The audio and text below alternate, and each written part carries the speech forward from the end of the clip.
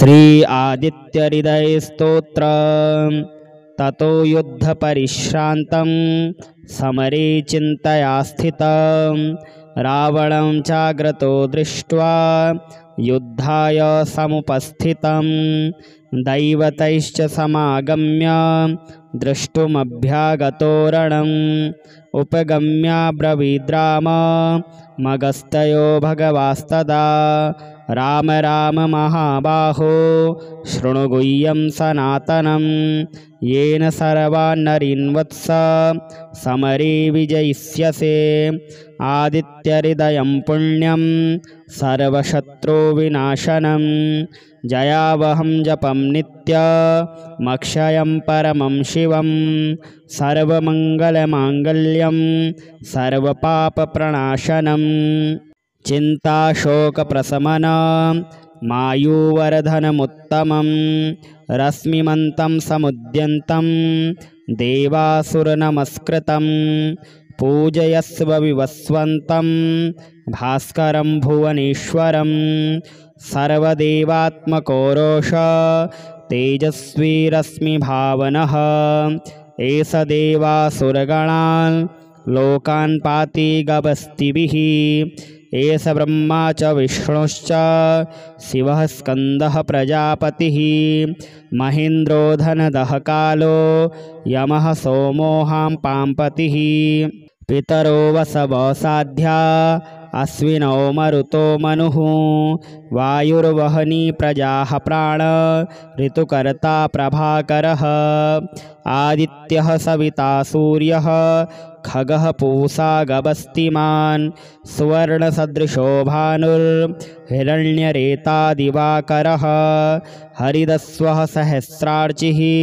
सप्तसप्तिर्मरीचिमान् तिमिरोन्मथनशम्भुस्त्वष्टा मार्तण्डको शुभान् हिरण्यगर्भः शिशिरस्तपनो हस्करो रविः अग्निगर्भोदितेः पुत्रः शङ्खः शिशिरनाशनः व्योमनाथस्तमोभिदी ऋग्यजुःसामपारगः घनवृष्टिरपां मित्रो विन्ध्यवीथिप्लवङ्गमः आतपीमण्डली मृत्युः पिङ्गलः सर्वतापनः कविर्विश्वो महातेजा रक्तः सर्वभवोद्भवः नक्षत्रग्रहताराणामधिपो विश्वभावनः तेजसामपि तेजस्वी द्वादशात्मन्नमोऽस्तु ते नमः पूर्वाय गिरये पश्चिमायाद्रये नमः ज्योतिर्गणानां पतये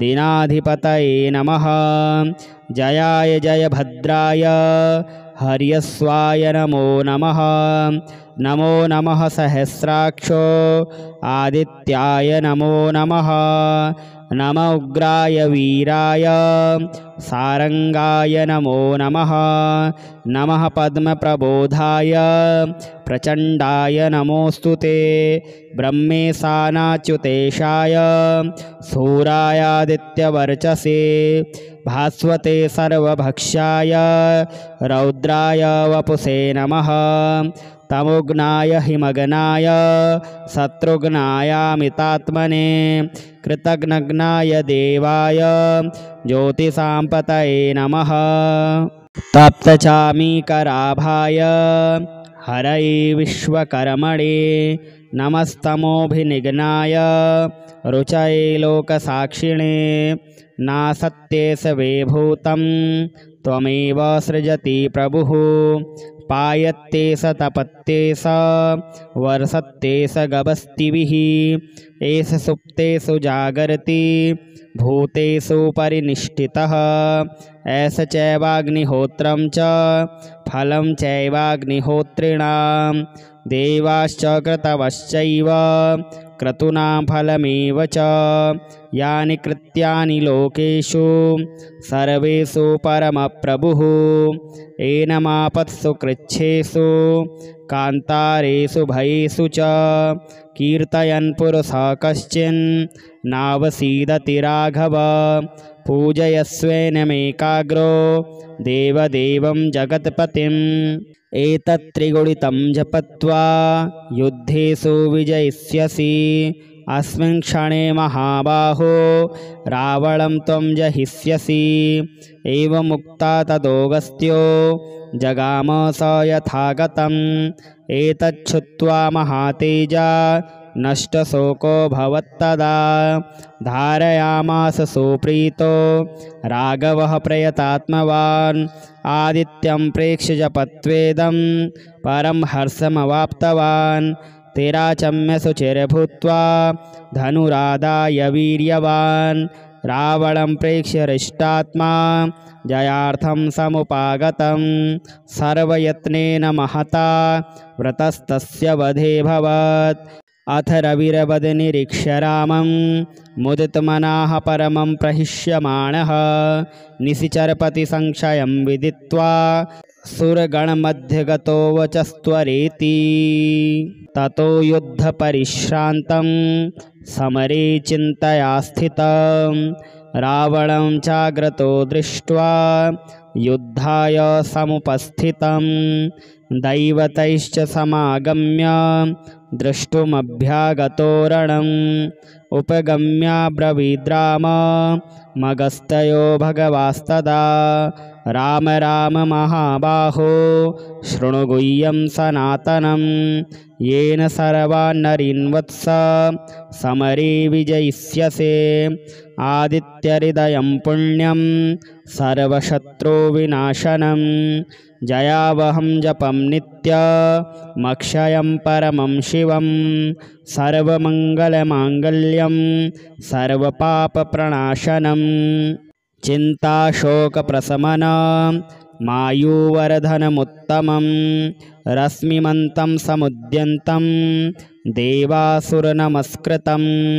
पूजयस्व विवस्वन्तं भास्करं भुवनेश्वरं। सर्वदेवात्मकोरोष तेजस्वी रश्मिभावनः।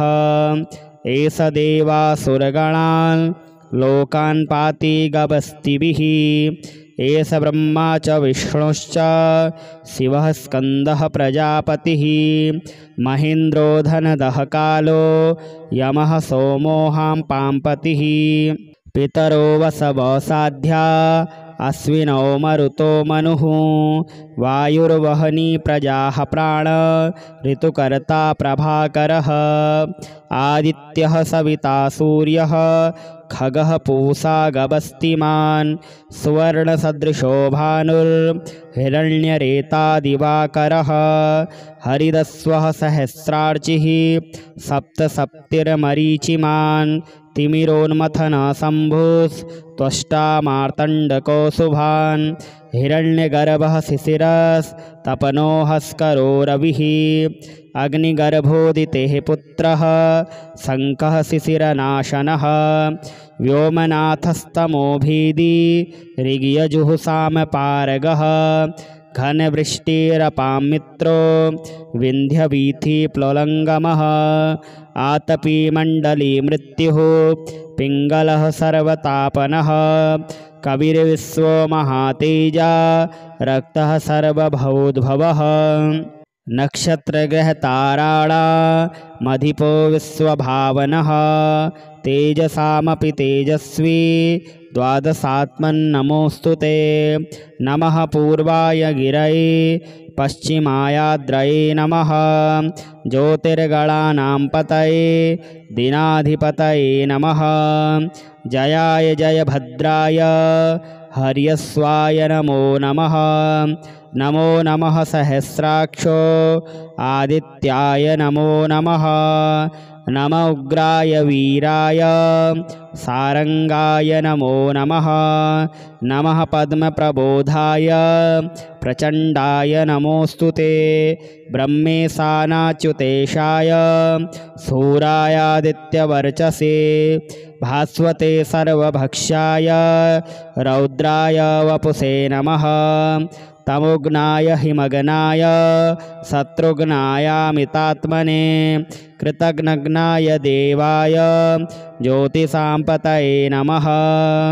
तप्तचामीकराभाय हरये विश्वकर्मणे नमस्तमोभिनिघ्नाय रुचये लोकसाक्षिणे नासत्ये सवेभूतं त्वमेव सृजति प्रभुः पायत्ते स तपत्ते स वर्षत्ते स गभस्तिभिः एष सुप्तेषु जागर्ति भूतेषु परिनिष्ठितः एष चैवाग्निहोत्रं च फलं चैवाग्निहोत्रिणां देवाश्च क्रतवश्चैव क्रतूनां फलमेव च यानि कृत्यानि लोकेषु सर्वेषु परमप्रभुः एनमापत्सु कृच्छ्रेषु कान्तारेषु भयेषु च कीर्तयन् पुरुषः कश्चिन् नावसीदति राघव पूजयस्वेनमेकाग्रो देवदेवं जगत्पतिम् एतत् त्रिगुणितं जपत्वा युद्धेषु विजयिष्यसि अस्मिन् क्षणे महाबाहो रावणं त्वं जहिष्यसि एवमुक्ता तदोऽगस्त्यो जगाम स यथागतम् एतच्छ्रुत्वा महातेजा नष्टशोको भवत्तदा धारयामास सुप्रीतो राघवः प्रयतात्मवान् आदित्यं प्रेक्ष्य जपत्वेदं परं हर्षमवाप्तवान् तेराचम्य सुचिर्भूत्वा धनुरादाय वीर्यवान् रावणं प्रेक्ष्य हृष्टात्मा जयार्थं समुपागतं सर्वयत्नेन महता व्रतस्तस्य वधेऽभवत् अथ रविरवदनिरीक्ष्य रामं मुदितमनाः परमं प्रहिष्यमाणः निशिचरपतिसंशयं विदित्वा सुरगणमध्यगतो वचस्त्वरेति ततो युद्धपरिश्रान्तं समरे चिन्तया स्थितं रावणं चाग्रतो दृष्ट्वा युद्धाय समुपस्थितं दैवतैश्च समागम्य द्रष्टुमभ्यागतो रणम् उपगम्याब्रवीद्राम मगस्तयो भगवास्तदा राम राम महाबाहो शृणु गुह्यं सनातनं येन सर्वान्नरीन्वत्स समरे विजयिष्यसे आदित्यहृदयं पुण्यं सर्वशत्रुविनाशनं जयावहं जपं नित्यमक्षयं परमं शिवं सर्वमङ्गलमाङ्गल्यं सर्वपापप्रणाशनं चिन्ताशोकप्रशमनं मायुवर्धनमुत्तमं रश्मिमन्तं समुद्यन्तं देवासुरनमस्कृतं पूजयस्व विवस्वन्तं भास्करं भुवनेश्वरं सर्वदेवात्मकोरोष तेजस्वी रश्मिभावनः एष देवासुरगणान् लोकान् पाति गभस्तिभिः एष ब्रह्मा च विष्णुश्च शिवः स्कन्दः प्रजापतिः महेन्द्रो धनदः कालो यमः सोमोऽहां पाम्पतिः पितरो वसवसाध्या अश्विनौ मरुतो मनुः वायुर्वहनी प्रजाः प्राण ऋतुकर्ता प्रभाकरः आदित्यः सविता सूर्यः खगः पूषा गभस्तिमान् सुवर्णसदृशो भानुर्हिरण्यरेता दिवाकरः हरिदस्वः सहस्रार्चिः सप्तसप्तिर्मरीचिमान् तिमिरोन्मथनशम्भुस्त्वष्टा मार्तण्डको शुभान् हिरण्यगर्भः शिशिरस्तपनो हस्करो रविः अग्निगर्भोदितेः पुत्रः शङ्खः शिशिरनाशनः व्योमनाथस्तमोभिदी ऋग्यजुःसामपारगः घनवृष्टिरपां मित्रो विन्ध्यवीथिप्लवङ्गमः आतपीमण्डली मृत्युः पिङ्गलः सर्वतापनः कविर्विश्वो महातेजा रक्तः सर्वभवोद्भवः नक्षत्रग्रहताराणामधिपो विश्वभावनः तेजसामपि तेजस्वी द्वादशात्मन्नमोऽस्तु ते। नमः पूर्वाय गिरये पश्चिमायाद्रये नमः।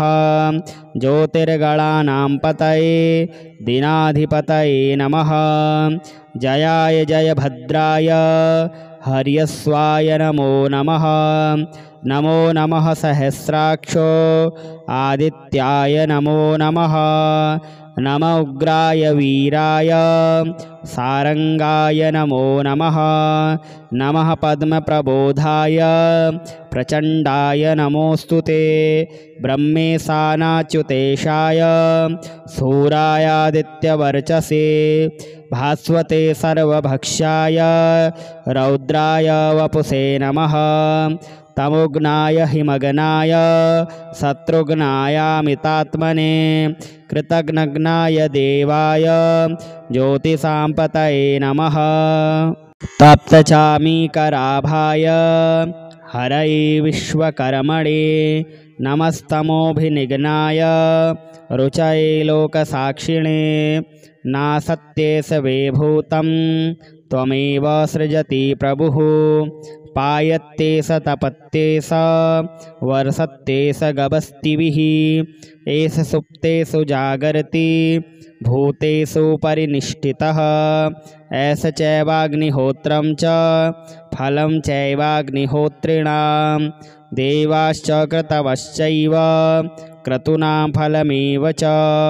यानि कृत्यानि लोकेषु सर्वेषु परमप्रभुः। एनमापत्सु कृच्छ्रेषु कान्तारेषु भयेषु च।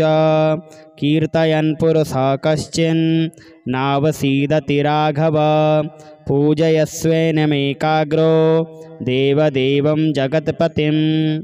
एतत्त्रिगुणितं जपत्वा युद्धेषु विजयिष्यसि।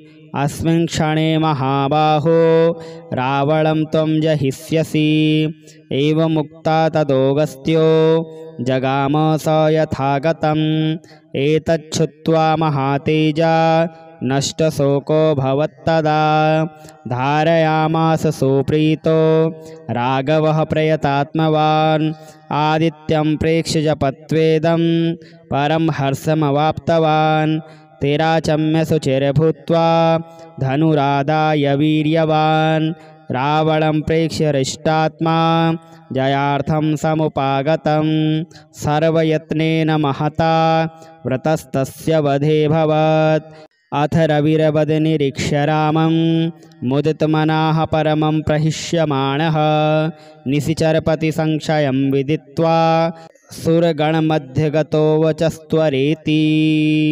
ततो युद्धपरिश्रान्तं समरे चिन्तया स्थितं। रावणं चाग्रतो दृष्ट्वा युद्धाय समुपस्थितं। दैवतैश्च समागम्य द्रष्टुमभ्यागतो रणम्। उपगम्याब्रवीद्राम मगस्तयो भगवास्तदा। राम राम महाबाहो शृणु गुह्यं सनातनं। येन सर्वान्नरीन् वत्स समरे विजयिष्यसे। आदित्यहृदयं पुण्यं सर्वशत्रुविनाशनं। जयावहं जपं नित्यमक्षयं परमं शिवं। सर्वमङ्गलमाङ्गल्यं सर्वपापप्रणाशनं। चिन्ताशोकप्रशमनं मायुवर्धनमुत्तमं। रश्मिमन्तं समुद्यन्तं देवासुरनमस्कृतं। पूजयस्व विवस्वन्तं भास्करं भुवनेश्वरं। सर्वदेवात्मकोरोष तेजस्वी रश्मिभावनः। एष देवासुरगणान् लोकान् पाति गभस्तिभिः। एष ब्रह्मा च विष्णुश्च शिवः स्कन्दः प्रजापतिः। महेन्द्रो धनदः कालो यमः सोमोऽहं पाम्पतिः। पितरो वसवो साध्या अश्विनौ मरुतो मनुः वायुर्वहनी प्रजाः प्राण ऋतुकर्ता प्रभाकरः आदित्यः सविता सूर्यः खगः पूषा गभस्तिमान् सुवर्णसदृशो भानुर्हिरण्यरेता दिवाकरः हरिदस्वः सहस्रार्चिः सप्तसप्तिर्मरीचिमान् तिमिरोन्मथनशम्भुस्त्वष्टा मार्तण्डको शुभान् हिरण्यगर्भः शिशिरस्तपनो हस्करो रविः अग्निगर्भोदितेः पुत्रः शङ्खः शिशिरनाशनः व्योमनाथस्तमोभिदी ऋग्यजुःसामपारगः घनवृष्टिरपां मित्रो विन्ध्यवीथिप्लवङ्गमः आतपीमण्डली मृत्युः पिङ्गलः सर्वतापनः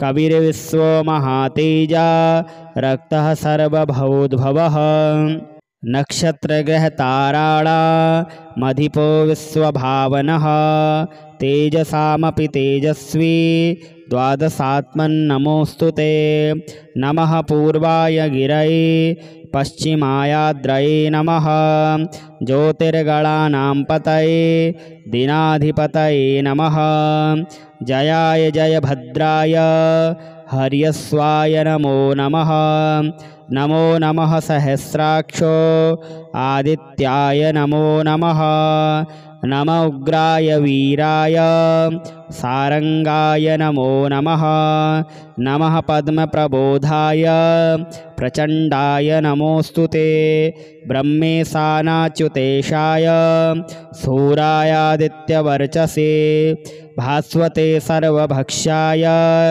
रौद्राय वपुषे नमः तमोघ्नाय हिमग्नाय शत्रुघ्नायामितात्मने कृतघ्नघ्नाय देवाय ज्योतिषां नमः तप्तचामीकराभाय हरये विश्वकर्मणे नमस्तमोभिनिघ्नाय रुचये लोकसाक्षिणे नासत्ये सवेभूतं त्वमेव सृजति प्रभुः पायत्ते स तपत्ते स वर्षत्ते स गभस्तिभिः एष सुप्तेषु जागर्ति भूतेषु परिनिष्ठितः एष चैवाग्निहोत्रं च फलं चैवाग्निहोत्रिणां देवाश्च क्रतवश्चैव क्रतूनां फलमेव च यानि कृत्यानि लोकेषु सर्वेषु परमप्रभुः एनमापत्सु कृच्छ्रेषु कान्तारेषु भयेषु च कीर्तयन् पुरुषः कश्चिन् नावसीदति राघव पूजयस्वेनमेकाग्रो देवदेवं जगत्पतिम् एतत्त्रिगुणितं जपत्वा युद्धेषु विजयिष्यसि अस्मिन् क्षणे महाबाहो रावणं त्वं जहिष्यसि एवमुक्ता तदोऽगस्त्यो जगाम स यथागतम् एतच्छ्रुत्वा महातेजा नष्टशोको भवत्तदा धारयामास सुप्रीतो राघवः प्रयतात्मवान् आदित्यं प्रेक्ष्य जपत्वेदं परं हर्षमवाप्तवान् तेराचम्य शुचिर्भूत्वा धनुरादाय वीर्यवान् रावणं प्रेक्ष्य हृष्टात्मा जयार्थं समुपागतं सर्वयत्नेन महता व्रतस्तस्य वधे भवत् अथ रविरवदनिरीक्ष्य रामं मुदितमनाः परमं प्रहिष्यमाणः निशिचरपतिसंशयं विदित्वा सुरगणमध्यगतो वचस्त्वरेति ततो युद्धपरिश्रान्तं समरे चिन्तया स्थितं रावणं चाग्रतो दृष्ट्वा युद्धाय समुपस्थितं दैवतैश्च समागम्य द्रष्टुमभ्यागतो रणम् उपगम्याब्रवीद्राम मगस्तयो भगवास्तदा राम राम महाबाहो शृणु गुह्यं सनातनं येन सर्वान्नरीन् वत्स समरे विजयिष्यसे आदित्यहृदयं पुण्यं सर्वशत्रुविनाशनं जयावहं जपं नित्यमक्षयं परमं शिवं सर्वमङ्गलमाङ्गल्यं सर्वपापप्रणाशनं चिन्ताशोकप्रशमनं मायुवर्धनमुत्तमं रश्मिमन्तं समुद्यन्तं देवासुरनमस्कृतं पूजयस्व विवस्वन्तं भास्करं भुवनेश्वरं सर्वदेवात्मकोरोष तेजस्वी रश्मिभावनः एष देवासुरगणान् लोकान् पाति गभस्तिभिः एष ब्रह्मा च विष्णुश्च शिवः स्कन्दः प्रजापतिः महेन्द्रो धनदः कालो यमः सोमोऽहं पाम्पतिः पितरो वसवसाध्या अश्विनौ मरुतो मनुः वायुर्वहनी प्रजाः प्राण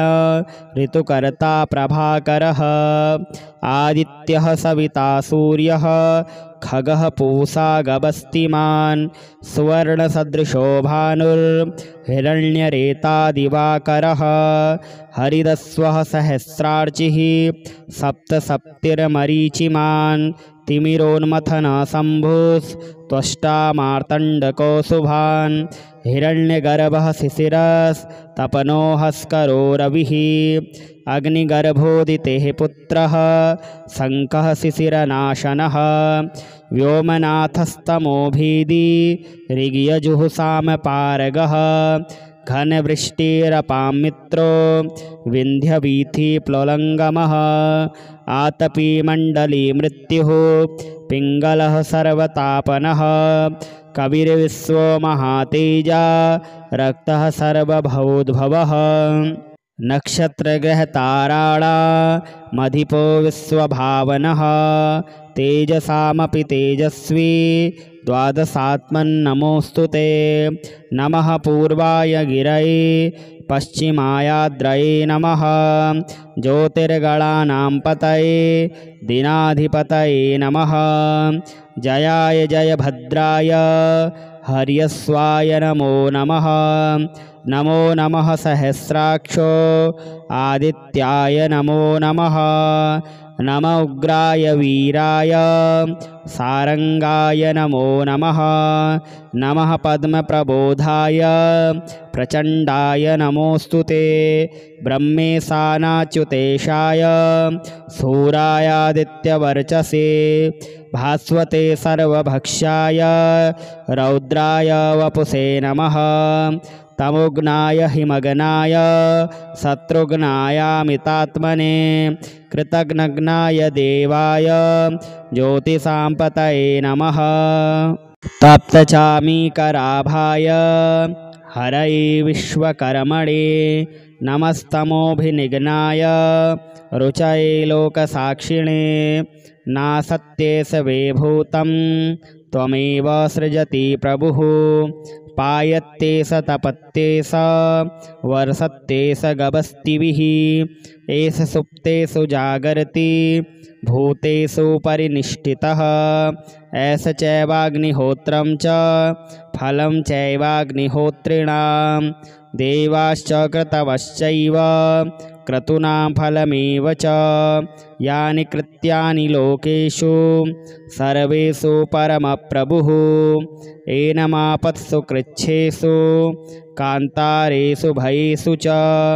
कीर्तयन् पुरुषः कश्चिन् नावसीदति राघव पूजयस्वेनमेकाग्रो देवदेवं जगत्पतिम् एतत्त्रिगुणितं जपत्वा युद्धेषु विजयिष्यसि अस्मिन् क्षणे महाबाहो रावणं त्वं जहिष्यसि एवमुक्ता तदोऽगस्त्यो जगाम स यथागतम् एतच्छ्रुत्वा महातेजा नष्टशोको भवत्तदा धारयामास सुप्रीतो राघवः प्रयतात्मवान् आदित्यं प्रेक्ष्य जपत्वेदं परं हर्षमवाप्तवान् तेराचम्य सुचिर्भूत्वा धनुरादाय वीर्यवान् रावणं प्रेक्ष्य हृष्टात्मा जयार्थं समुपागतं सर्वयत्नेन महता व्रतस्तस्य वधेऽभवत्।